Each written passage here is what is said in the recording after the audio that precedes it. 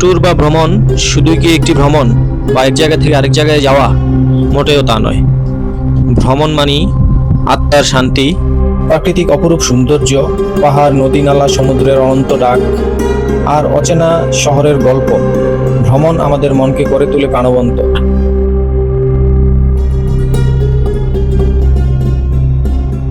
জীবন একটাই, আর পৃথিবী অনেক বড়। তাই সুযোগ পেলেই ব্যাগ গুছিয়ে বেরিয়ে পড়ি, কারণ নতুন কিছু অভিজ্ঞতাই জীবনকে নতুন করে তোলে।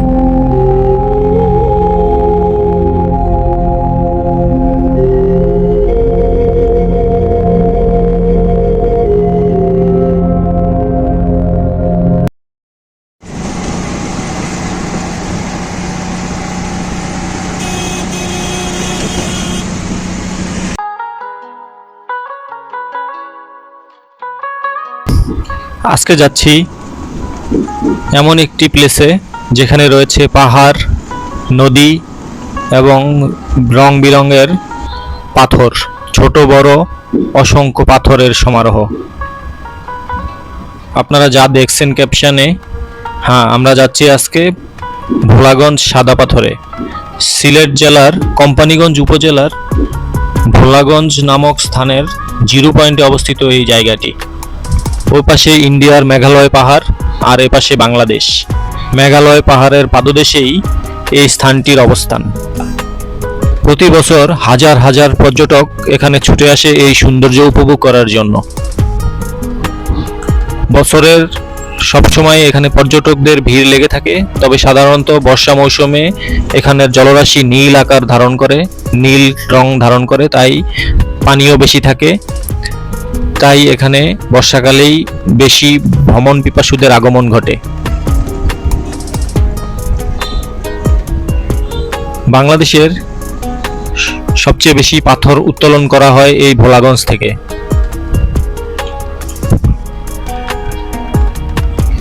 সেই ক্ষেত্রে বলা যায় বাংলাদেশের পর্যটন প্লাস বাণিজ্যিক একটি কেন্দ্র হচ্ছে এই ভোলাগঞ্জ সাদা পাথর নামক জায়গাটি। সিলেট জেলা সদর থেকে 33 কিলোমিটার দূরে অবস্থিত এই জায়গাটি।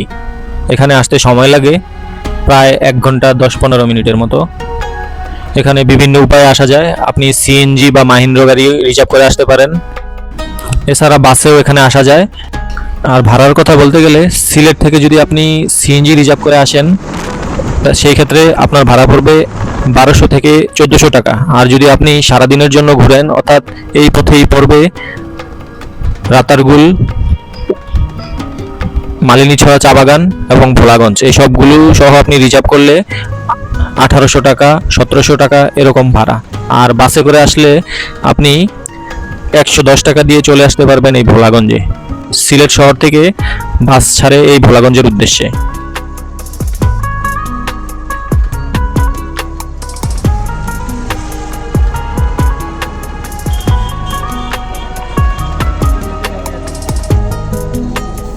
প্রায় 1 ঘন্টা 10 মিনিটের জার্নি শেষ করে আমরা অবশেষে চলে আসলাম সেই মায়াবী জাদুঘাটা ভোলাগঞ্জ সাদা পাথরে।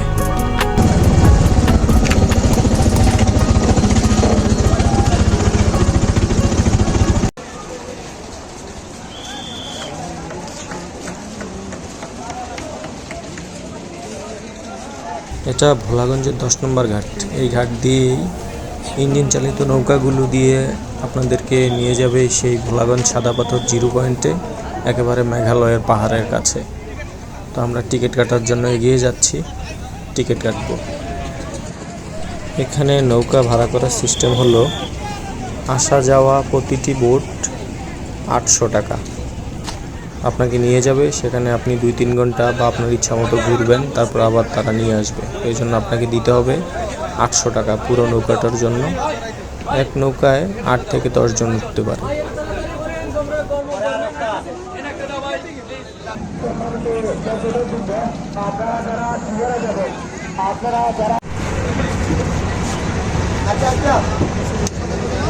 আমরা 2 জন ছিলাম, আর আমরা বাকি আরও 5 জনের সাথে গ্রুপ মিলে আমরা টিকিট কেটে ফেললাম।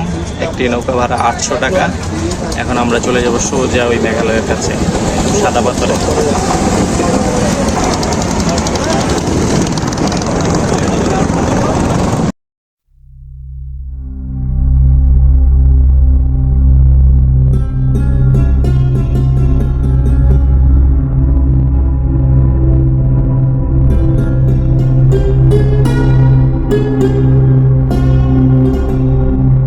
যতদূর চোখ যায় দুদিকে কেবল সাদা পাথর, মাঝখানে স্বচ্ছ নীল জল আর পাহাড়ে মেঘের আলিঙ্গন, যেন অপরূপ এক স্বর্গরাজ্য। সব মিলিয়ে অদ্ভুত এক সৌন্দর্যের ক্যানভাস। অবশ্যই অনুরোধ রইব আমার চ্যানেলটি সাবস্ক্রাইব করবেন, আর যারা আগে করেছেন সবাইকে জানাই ধন্যবাদ।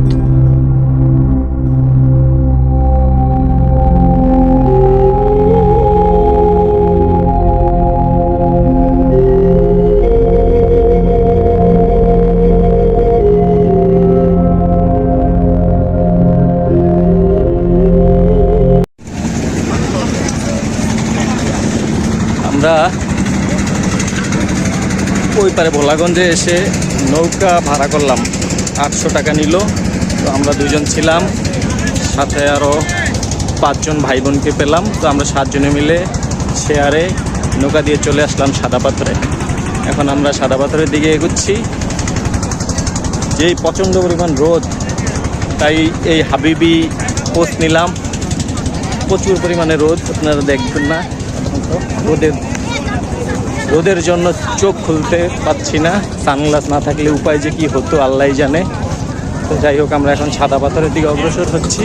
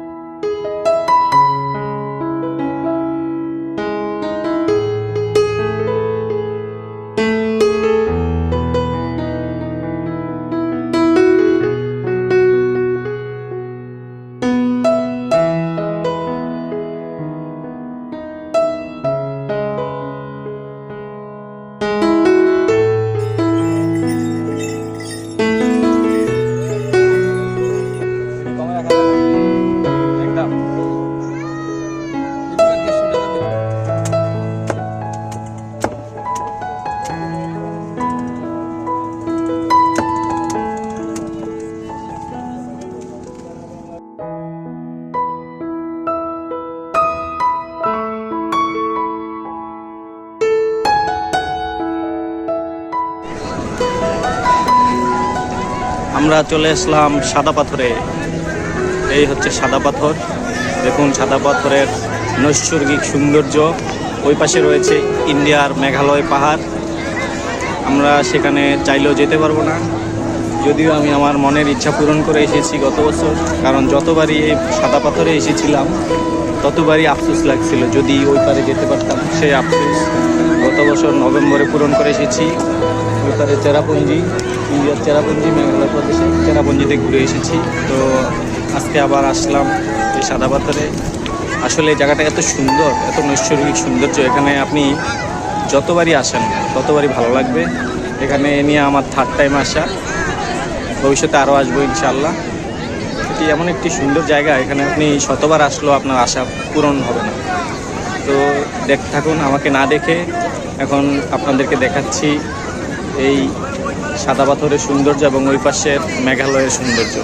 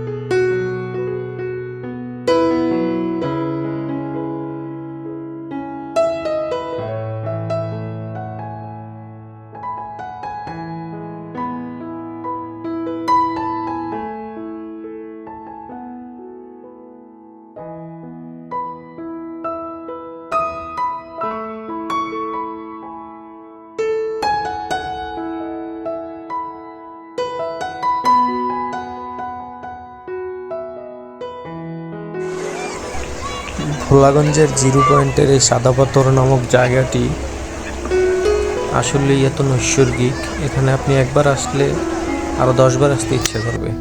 আমি এ পর্যন্ত 3বার চলে আসলাম এ নিয়ে, তারপরও আমার মনে হয় যতবার জীবনে সুযোগ পাবো এখানে চলে আসব। এত সুন্দর প্রকৃতি সাজিয়ে রেখেছে এই ভোলাগঞ্জকে।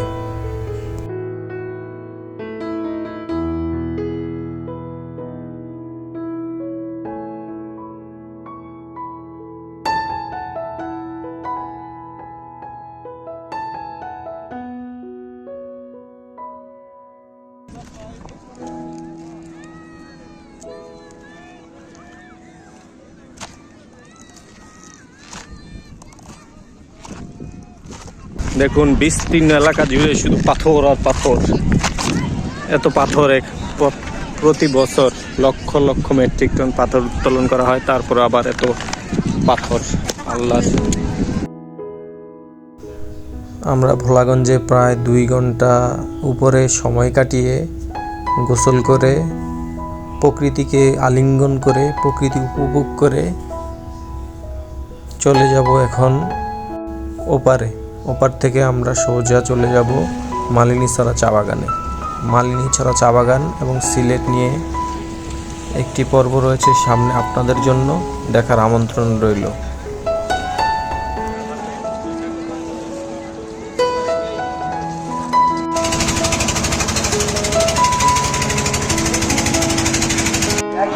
আপনাদের দল থেকে একজন দাঁড়াবেন, টাকাটা হাতে নিয়ে দাঁড়াবেন।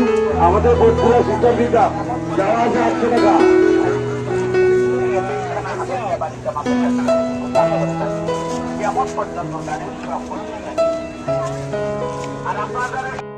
ভোলাগঞ্জের এই পারে মানে 10 নম্বর ঘাটেই রয়েছে বিস্তীর্ণ বাজার।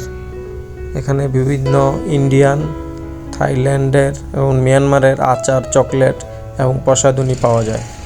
এছাড়া এখানে স্থানীয় লোকদের বানানো হস্তশিল্পের অনেক কিছু চোখে পড়ে। তো আপনারা চাইলে এখান থেকে কসমেটিক্স এবং অন্যান্য পছন্দ মতো জিনিসপত্র কিনতে পারবেন। শপিং করার জন্য রয়েছে এই মার্কেটটি।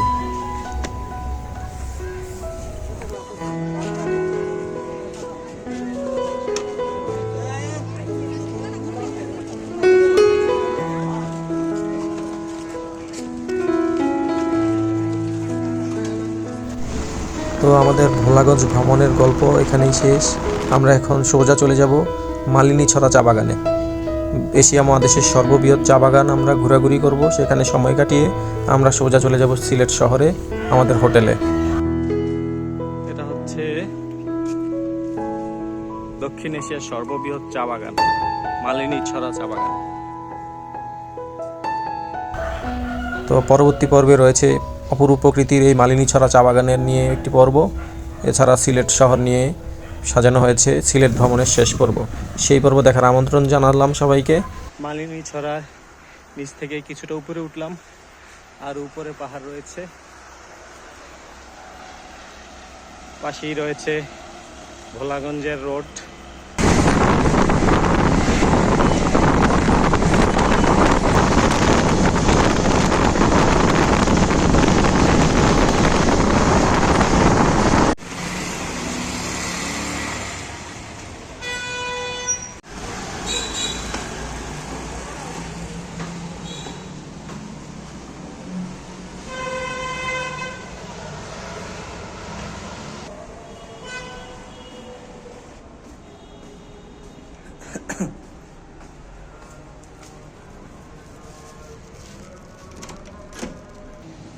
এটা হচ্ছে জাফলং এর রোড।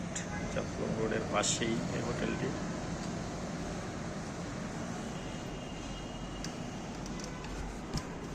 সবাই ভালো থাকবেন, সুস্থ থাকবেন। আল্লাহ হাফেজ। যে কোনো এক জায়গায় নামায় দাও। হ্যাঁ,